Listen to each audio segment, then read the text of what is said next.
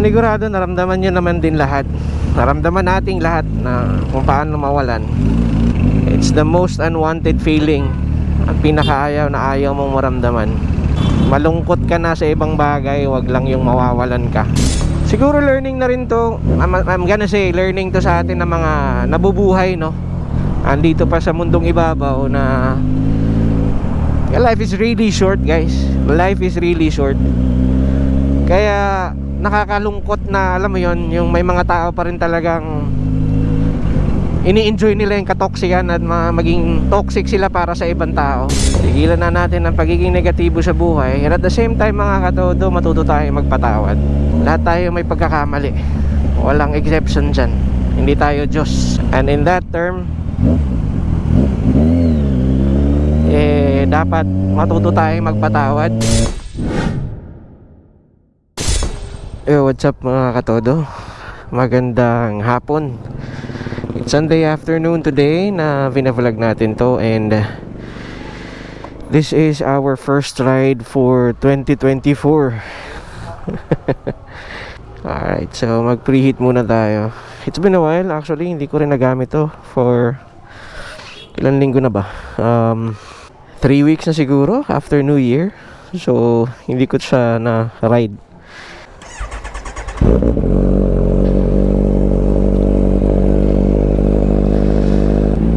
I'll be honest guys, ngayon I'm just trying to force myself to ride. Sobrang daming tumatakbo sa isip ko ngayon. And alam naman natin na ang pagmumotor isa sa mga ginagawa nating escape sa mga problemang pinagdadaanan natin. Sa mga saya, mostly saya, pero mostly sa mga kalungkutan na pinagdadaanan natin, ang pagra-ride kahit saglit, yun ang kumakalma sa atin sa mga bagay-bagay. Ngayon, kung makikita nyo sa title natin, takip silim. Kasi my heart is heavy today. My heart is very heavy kasi I lost one of the important people in my life, ang aking papa. And hindi ko masukat na wala na. And malaki siyang parte sa buhay ko.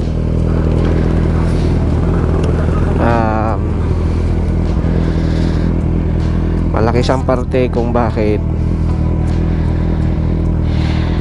nagkaroon tayo ng lakas sa loob na harapin ang mundo sa labas when I was growing up. Kasi yung papa ko talaga ang one of the people that I look up to kasi he's very strong. Para sa akin, kumbaga siya yung naging icon na I was thinking na nung bata ako, no, na pag lumaki ako, ganito ko i-handle ang buhay kagaya ni papa.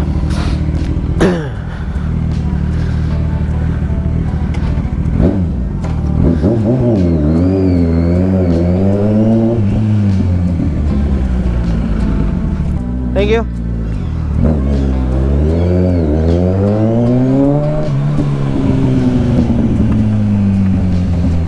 Panigurado naramdaman nyo naman din lahat. Naramdaman nating lahat na kung paano mawalan. It's the most unwanted feeling. Ang pinakaayaw na ayaw mong maramdaman. Malungkot ka na sa ibang bagay, wag lang yung mawawalan ka. Pero kung titignan natin, kung tutuusin, we are all passing sa mundong to, di ba? We are all passing. Lahat ng mga kung anong meron ka ngayon, lahat ng mga pinagdadaanan mo ngayon, lahat ng mga tinatamasa mo ngayon, lahat ng mga pinapangarap mo ngayon, darating ang araw mawawala lahat yan. Darating ang araw, ikaw mismo mawawala. Lahat ng mga pinundar mo mawawala. Kaya enjoy natin ang buhay. It's one thing that I also kinda somehow look up to my papa, na hanggang sa kahuli-hulihan na enjoy niya pa rin ang buhay niya. I would say, no, sa 87 years na nabuhay siya, I'm pretty sure he lived life to the fullest naman siguro. Kahapon na, honestly guys, ayaw kong lumabas kanina. Nagbabattle sa isip ko na stay na lang ako sa bahay, magmukmuk siguro. Yun ang iniisip ko, walang gawin.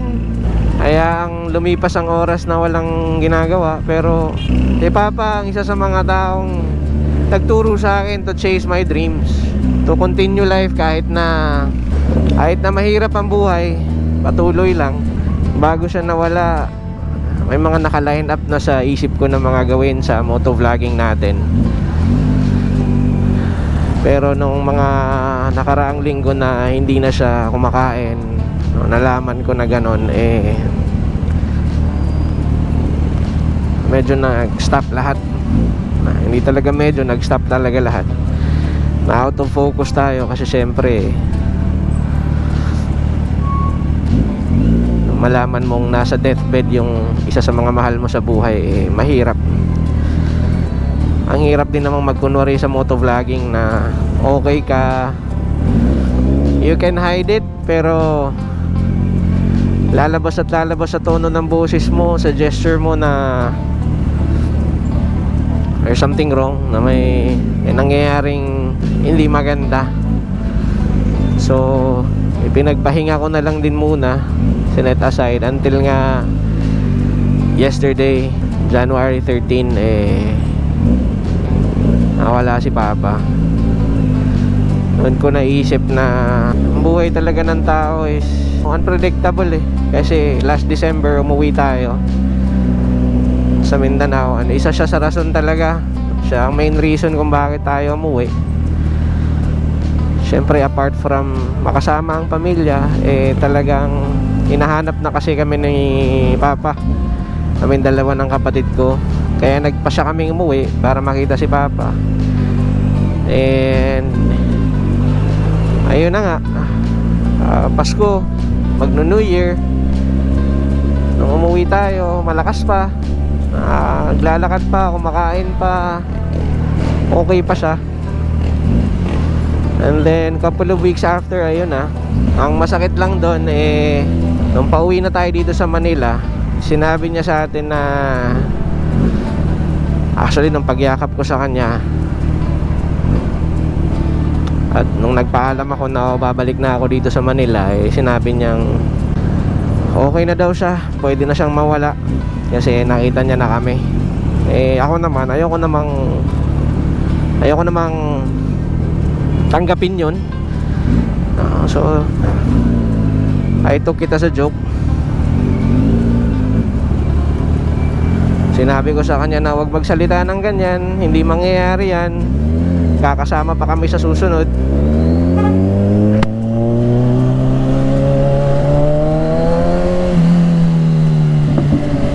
Hindi ko naman alam na yun na pala yun. And after na nangyari yun nga, kahapon, iniisip ko mag-take a break muna sa motovlogging. Obviously hindi tayo well rested since yesterday na nangyari yon.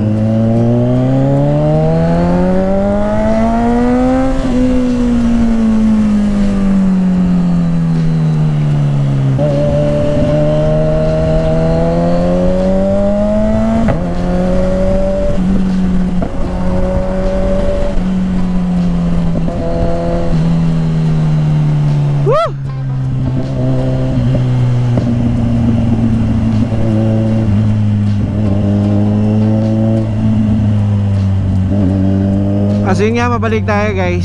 Ang daming post. Ang daming post, grabe. Overwhelming tong nangyayari sa akin ngayon.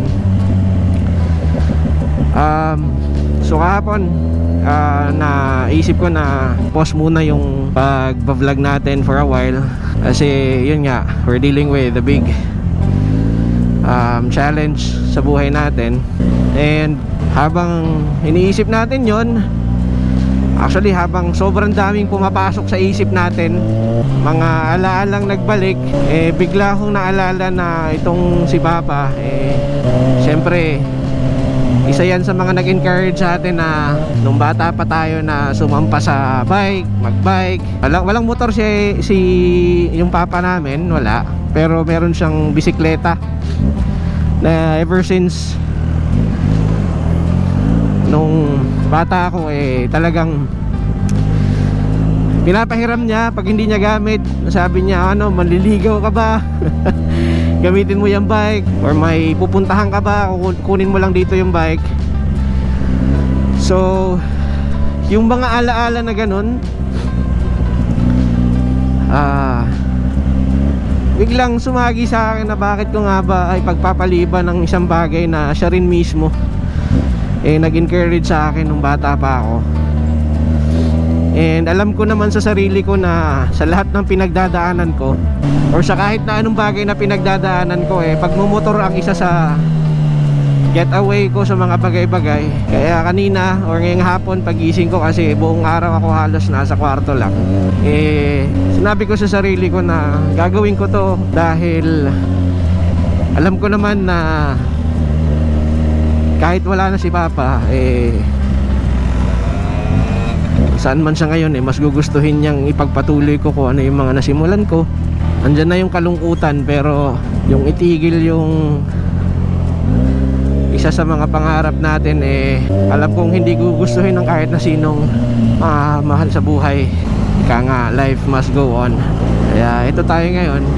Bago tayo mag motovlog, totoo yung kasabihan na ang throttle ng motor mo ang naglalarawan ng mga hinanakit mo sa buhay. Bawat piga mo, alam ng motor mo gaano kasakit yung pinagdadaanan mo, or kung gaano kasaya yung pinagdadaanan mo din at the same time. At ang helmet mo ang nakakaalam ng lahat ng pinagdadaanan mo sa buhay mo. So before motovlogging, alam yan ng lahat ng mga rider, kayo na mga nakasubscribe sa akin, ang helmet talaga ang nakakalam ko ano yung mga pinagdadaanan mo sa buhay.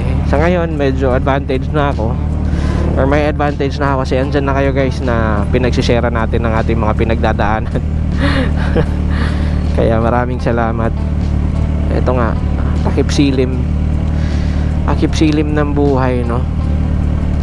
Sa bawat takip silim may umaga namang darating, pero pagdadaanan mo talaga yung dilim, yung wala kang makita. Pagdadaanan mo yan kasi it is how it is sa buhay mo. Talagang hindi naman puro na lang liwanag. Yung mga moments talaga na pagdadaanan mo yung mangangapa ka, pero at the end of the day you'll just have to be patient. You just have to wait, and darating din ang liwanag. Ika nga nila, I know kung saan man si Papa ngayon, nasa mabuting kalagayan na siya.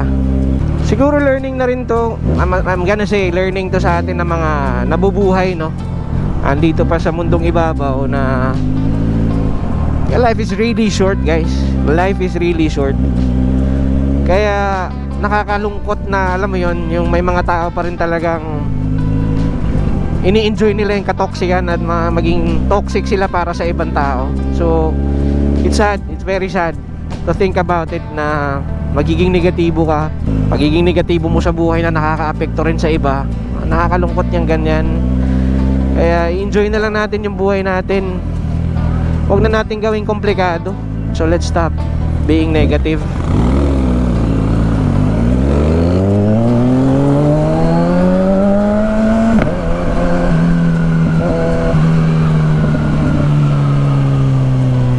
Tigilan na natin ang pagiging negatibo sa buhay. And at the same time, mga katodo, matuto tayo magpatawad. Lahat tayo may pagkakamali, walang exception dyan. Hindi tayo Diyos. And in that term, dapat matuto tayong magpatawad. Tayo nakakagawa ng hindi maganda, sila ginawan tayo ng hindi maganda, and there's no room for revenge. Kasi di ba, parang it'll just make life so complicated. Mas lalo mo lang paiikliin ang mundo mo, paiikliin mo yung buhay mo. So let's start forgiving, let's start loving.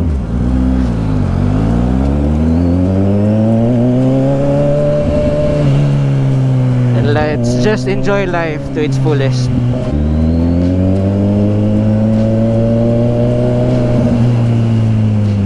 Ito mga katodo, itong nangyayari sa atin ngayon autopilot ang tinatawag dito. Hindi ko alam kung saan ako dinadala ng daan, pero ito yung mga basic na pinupuntahan natin.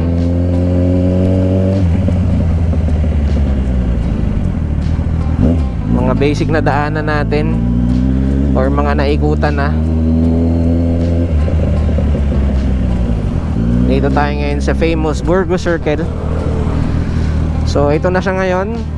Medyo balik sa dati na.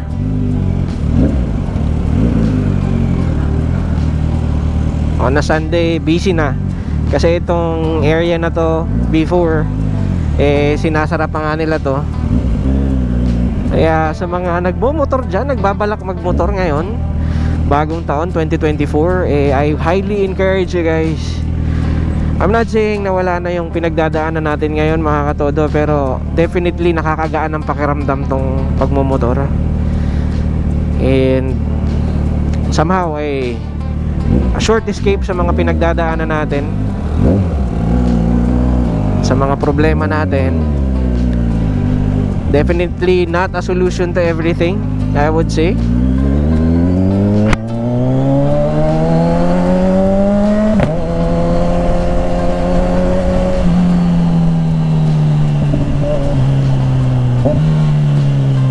Definitely not a solution sa lahat ng mga pinagdadaanan natin. Pero ayun nga, short escape siya. At kung ikaw na nagbabalak ka na kukuha na ng motor ngayong taon na to, huwag ka na magdalawang isip pa. Kasi apart from enjoyable lang pagmumotor, talaga namang sasamahan ka ng motor mo sa lahat ng aspeto ng buhay mo. Sa kalungkutan, sa kasiyahan, sa lahat ng pagdadaanan mo sa buhay mo, andyan ang motor mo, andyan yung helmet mo. This is apart from your family, no? And I'm not saying na isang malaking replacement to sa pamilya or sa tao, no? Definitely not.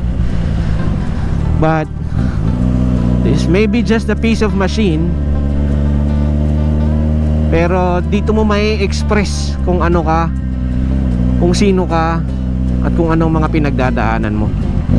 It is not a good way to start our 2024 vlog na ganito yung mood at ng tema ng channel natin.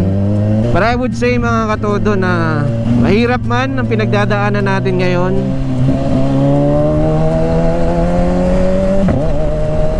nawalan man tayo ng mahal sa buhay, mabigat man ang pasok ng taon sa atin, pinapangako ko, Paps, pinapangako ko sa inyo na hindi ako panghihinaan. Itutuloy natin ang buhay, ang laban ng buhay hanggat nandito tayo.